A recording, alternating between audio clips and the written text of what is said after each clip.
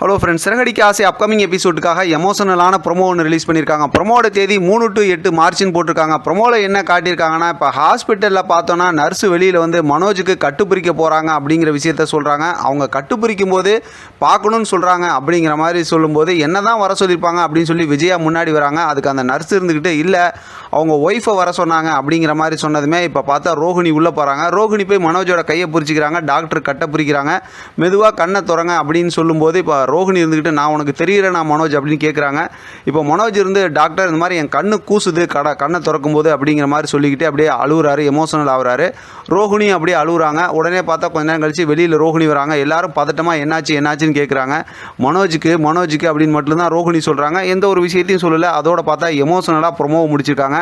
ஆக மொத்தத்தில் இந்த பிரச்சனையை வச்சு பார்க்கும்போது ரோஹிணி மேலே மனோஜுக்கு பாசம் அதிகமாகணும், ரோஹிணிக்கும் மனோஜ் மேலே பாசம் அதிகமாகணும். இவங்க ரெண்டு பேர்த்தையும் பார்த்து ரோஹிணி சம்மந்தமாக இருக்கக்கூடிய பிரச்சனையெல்லாம் வெளியில் முத்து மீனா சொல்லக்கூடாது அப்படிங்கிற மாதிரி தான் கதையை கொண்டு போகிறாங்கன்னு நினைக்கிறேன். இது சம்மந்தமாக நம்ம தொடர்ந்து பேசலாம். இதை பற்றின உங்களோட கருத்து கமெண்ட் பாக்ஸில் தெரியப்படுத்துங்க. தொடர்ந்து ஆதரவு கொடுங்க. தேங்க்யூ ஃப்ரெண்ட்ஸ், தேங்க்ஸ் ஃபார் வாட்சிங்.